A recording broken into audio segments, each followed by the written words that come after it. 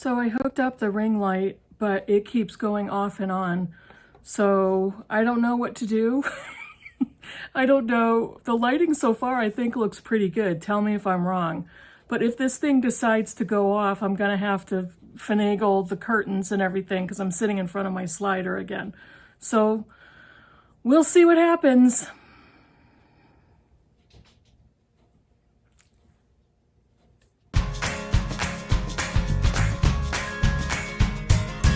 Hey Booktube, it's Kim at Middle of the Book March. I'm laughing at myself because the stupid ring light is just not working.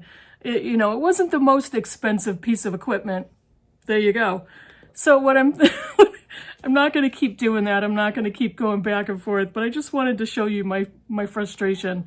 So what I think I'm going to do is redo the lighting, try to just use natural lighting, and stay in this current position because I have all the books stacked around me that I want to talk about. And yeah, let's see how it goes. All right, here's the combination of my natural light from the back and my overhead light. And it looks like I'm going to have to do a return for this ring light. Sorry about that. So hopefully you're laughing at my pain. It's fine with me. I don't even know if I said this, but I'm Kim at Middle of the Book March. Welcome to my mess of a channel. And today I have a tag for you. Now this one came in such a timely way because I was preparing to do a video for kind of an end of year channel analysis. And before I get going any further, I'm going to link a video below in the description box from Marilyn Maya Mendoza, the Baby Boomer Booktuber. And she did a video where she talked about the pros and cons of being a booktuber, or the pros and cons of being on Booktube. It was such an excellent video that I want everybody to go and watch it because she talks about her feelings about doing Booktube videos and being on Booktube and creating content. It's not, it's not always a positive thing. And she was very transparent about her feelings about it. And I saw that video. And I had been kind of exploring the same things at the same time as her. And I was going to start to put those into my own end of year channel, looking at my own channel video. But then Catherine from Taking Tea with Catherine tagged me on this video, the Book Postscript Tag. And this was originated in 2018 by Adam at Memento Mori. And it's since been revived for 2021. So I was tagged in this just the other day and I thought this is the perfect opportunity for me to talk about my channel. So that's what this video is. Please go and watch Marilyn Maya Mendoza and watch the video and listen to her conversation. She's very transparent and she talks a lot about a lot of things that us booktubers tend to worry about or tend to chew on or analyze. It's a very good video, great content. So, the Book Postscript Tag 2021. At the end of this, the prompts is to tag people, and I'm actually not going to tag anybody, only because it's now the 28th of December, and it's pretty late. So I don't know if anybody, feels it's too late to do this, or they've already done it, whatever it is. If you haven't done it, and you want to do this type of channel analysis, please do the tag. It would be really interesting, I know for me, to watch your tags as well. So let's get going. The number one prompt is the longest book you read this year and the book that took you the longest to finish. Both super easy questions to answer. The longest book by far is Red Comet by Heather Clark. This is The Short Life and Blazing Art of Sylvia Plath. The book clocks in at, now, Goodreads and the online book counters always count every page. So this particular hardcover has 1,118 pages. However, that's not the readable pages. The readable pages were 937. So those are the pages that I actually read from the book. If you hear the stampeding, that's my 25-pound cat. I don't know if you heard that. So it sounds like Little Thunder. But this is the longest book, and this will appear in another one of my Booktube videos. I'm reaching to put it down because it's super heavy. The book that took me the longest to finish was clearly George Eliot, Voice of a Century by Frederick R. Carl. I just finished this book like a week and a half ago. I started it over the summer, I think. And I think so, because I had to put it down. I started it and I realized this is way more dense than I was expecting. So I put it down after, I think I wasn't even 100 and something pages into it, and I said, I have to put this down. This is a book that you would read a little bit at a time. It's very dense and academic. So I started it over the summer, I think. Could have been even earlier in the year than that. I put it down and I just finished it in December. And it took me 2 months of fairly regular reading to finish this book. The page count is, not including the notes and the bibliography and all that, the readable pages are 644. And yes, I read every single one. Prompt number 2, a book you read this year that was outside of your comfort zone. I went back and forth, but I landed on this one. This is Nupaming by Leanne Betasamasaki Simpson. And she is an Indigenous author who wrote this book, and it was published in 2020. This is such a difficult book for me to describe. She's an Indigenous author, and this is, I don't know if it's a novel. I don't know if it's nonfiction type of a memoir based on Indigenous legends. It goes back into storytelling and reimagining. Yeah, I don't even want to describe it because I can't do it justice. This book appeared on so many different channels and people have been raving about it. I didn't rave about it. These are a couple of examples of 2 pages, and much of the book is like this. Here's a couple more pages. I had no idea what I was reading. It's not meant for me. And I finished it, but I didn't rate it on Goodreads like I normally would because I didn't know how. And I wanted to love this book because I had heard so many other booktubers who loved it. And I honestly didn't know what I thought about it. So it was way out of my comfort zone, simply just for not even knowing what message I was supposed to get from the book. I've made me feel stupid, and I know I'm not a stupid person, but I didn't enjoy it. I'm glad I read it. I'm glad I experienced what it is, and let's go on from there, shall we? Prompt number 3, how many books did I reread this past year? I reread 4 books. Silas Marner, Bastard Out of Carolina, 1984, and Angela's Ashes by Frank McCourt. And then the next prompt at number 4 is favorite reread, and it was this one. I reread Angela's Ashes on audio. I had read this book twice previously in print, and I listened to the audio, which Frank McCourt narrates, and it was brilliant. I absolutely loved it on audio. This is such a raw, heartbreaking, depressing, loving book, and he narrates his own life story. I just was blown away by it, and has some laugh out loud portions in it, some portions where you want to actually murder the father. It has just passages filled with devastation. But again, it's a book about family love and courage and resilience, and I just absolutely loved it. Number 5, a book you read for the first time that you were looking forward to rereading in the future. I have 2. This one is Now in November by Josephine Johnson. This won the Pulitzer Prize in 1935, 34. Originally published in 1934. Josephine Johnson was in her early 20s, and this is her first novel, and it won the Pulitzer. That's how good it is. I first found this novel on Kelly's channel, Books I'm Not Reading, and she just posted a recent video where she wanted to reread this book in 2022.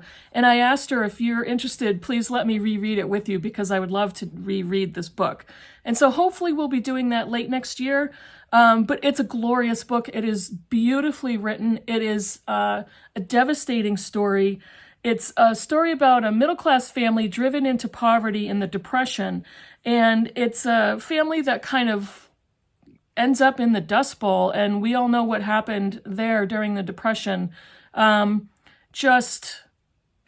it's another story of family devastation and resilience and sadness. And there's so much beauty here. The writing is just incredible. So I'm really looking forward to reading that book.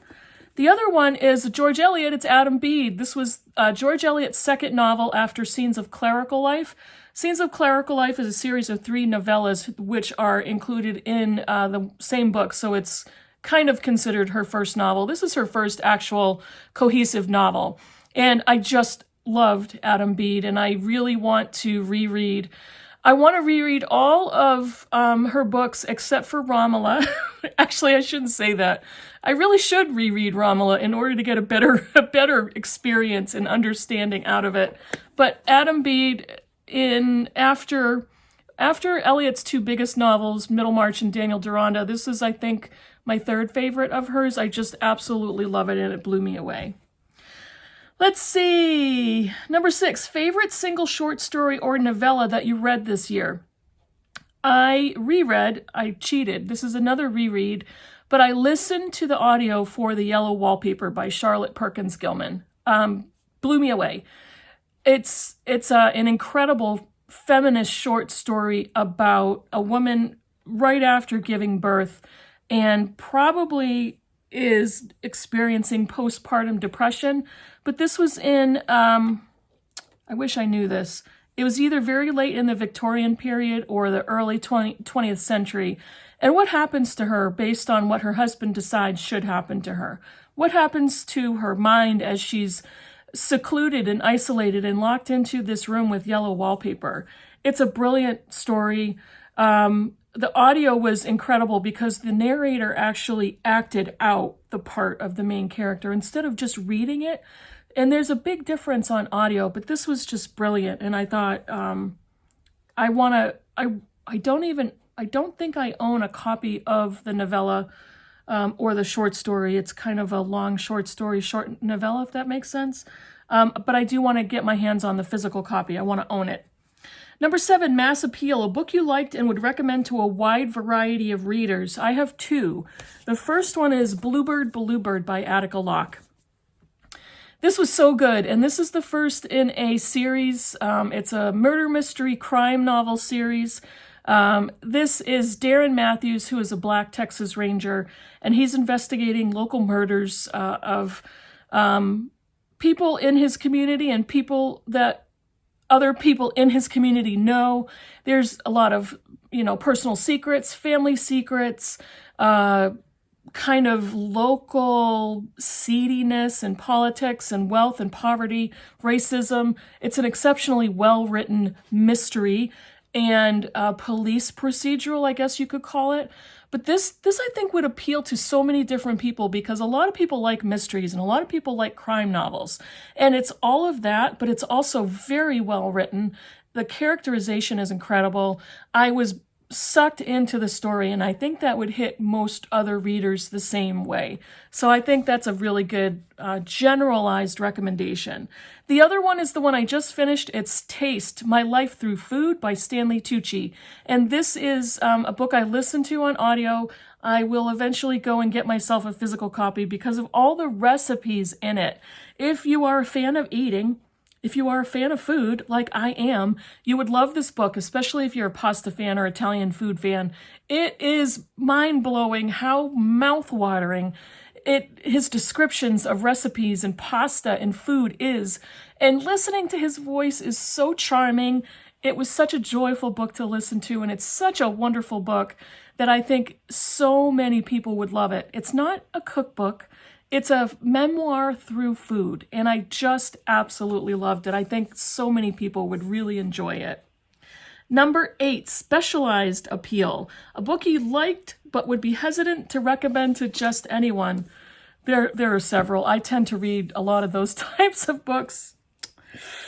I don't know what that says about me. This one is The Butchering Art by Lindsay Fitzharris. I've talked about this many times.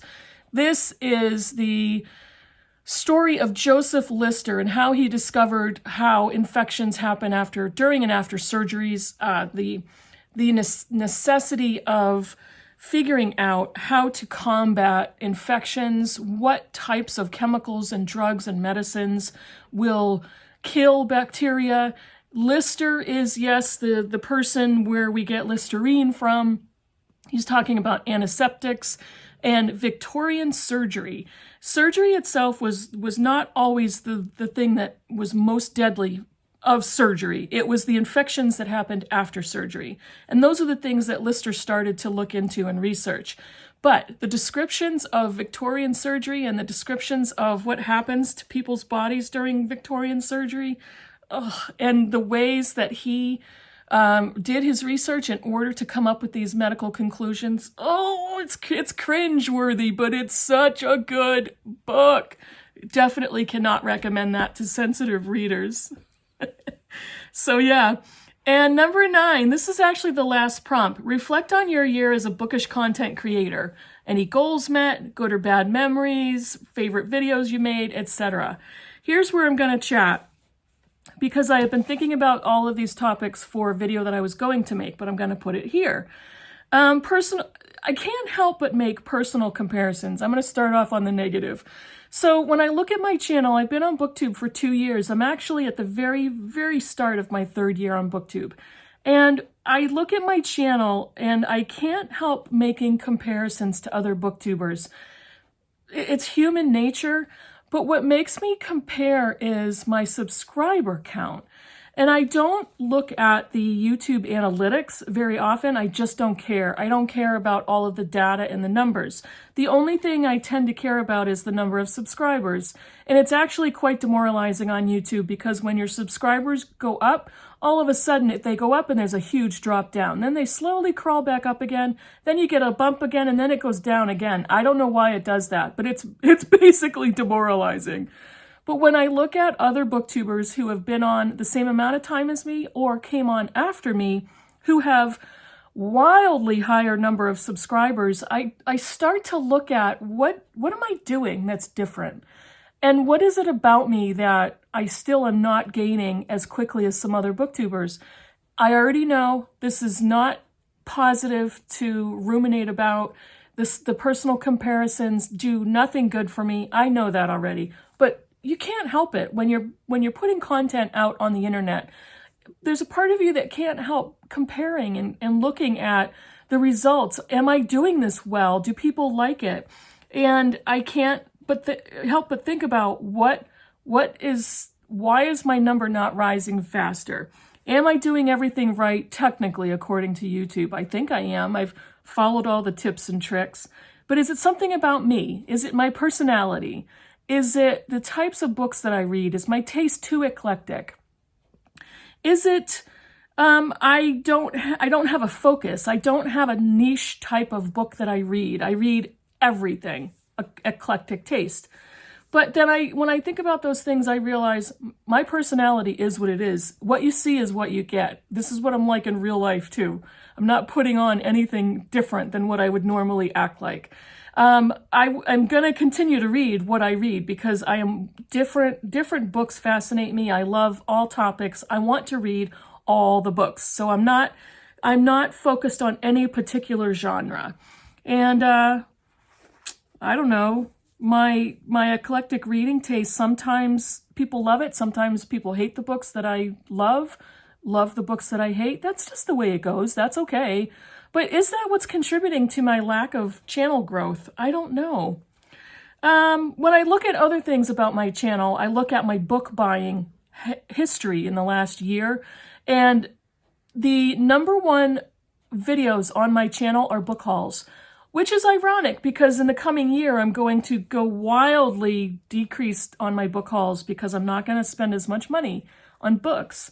I have so many of my own books in my collection now in my personal library. I'd never have to buy another book if I chose not to.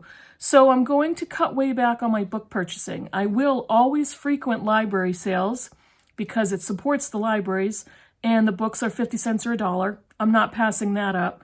I am going to cancel my book subscriptions. I have Book of the Month Club, and I'm probably going to cancel that in 2022.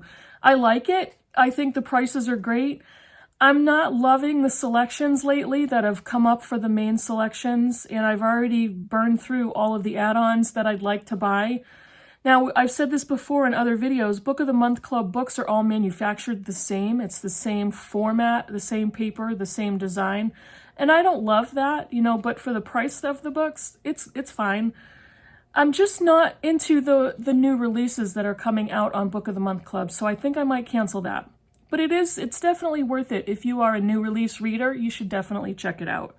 I actually did cancel my subscription to Library of America books.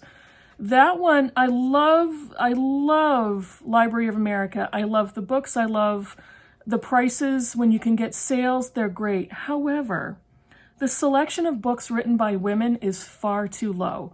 And for the ones that I saw that I was interested in, I've already purchased. And I was a little put off by that because I think Library of America really needs to update their selections and get more female authors in there. Not just 20% and not just let's bump it up to 30. Let's get, you know, half and half. Let's just do it right. So I canceled my subscription to Library of America. I would love to go back to that if possible. Buddy reads. I'm going to do far fewer buddy reads. I lost count of how many I did last year. I was overwhelmed and exhausted by it. There's some wonderful buddy readers and books that we read, but I totally overextended myself. Right now, I have 2.5 buddy reads that I know are coming up next year. I don't have any schedules. I don't have any dates. That's okay. It's whenever this other buddy reader and I decide, hey, this is a great time to read this book. Why don't we do it? Absolutely. But right now, I'm not scheduling anything. There may come a time where I'll come on my video and say, hey, I'd love to buddy read this with anybody interested. And I will leave it at that. But I've had to stop myself 12 times from jumping into somebody's comments and saying, hey, I'd love to buddy read that with you. I've done that twice when I really wanted to, but I've had to stop myself 12 other times of, whoa. I don't have that kind of time. Nope, I got to stop myself because it was too much. I've also signed on to be a judge in the Booktube Prize for translated fiction, which I'm so excited about. And I want to concentrate on that next year. I want to concentrate on those books. And I'm very excited to get further into translated fiction. I'm really looking forward to that. And I want that to be my main scheduled focus on the books that I need to read through the year.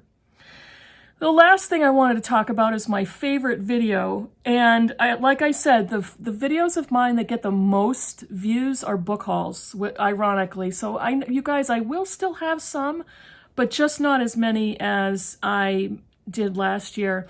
And I may show you some collections, some of my author collections or whatever. I will have those videos, so maybe those will be interesting. I did the Library of America collection last year, and I also did my slipcase books last year. So I'll do some other ones, but I want to get away from the book haul and the spending of my money and all of that. But my favorite video I did last year was, Do You Hate Read? That was super fun because I got to talk about some books that I hated and why I read them, why I bothered to finish books that I hated. And in every single situation, it was because I wanted to read it in order to discuss it. It was either a book club book or a buddy read or whatever it was. But that was a favorite video of mine just to talk about. And I got so many fun comments and had different interchanges back and forth, and that was a lot of fun, and I love the content of that video, and I think it resonated with a lot of people. So that was the fun one.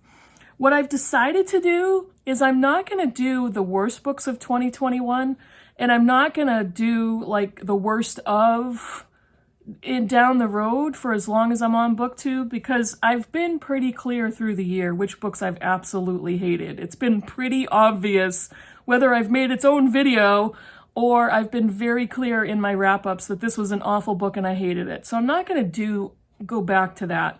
I don't want to dwell on the negative. I've already done it, so I'm going to dwell on the positive.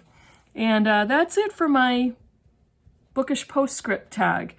I'm going to have another video coming out probably early This video will post on Wednesday the 29th. Early next week, I will have my best of 2021, so I hope you look forward to that. Let me know in the comments below what you think. If you haven't subscribed, please subscribe. And I'll see you in the next video. Bye, everybody.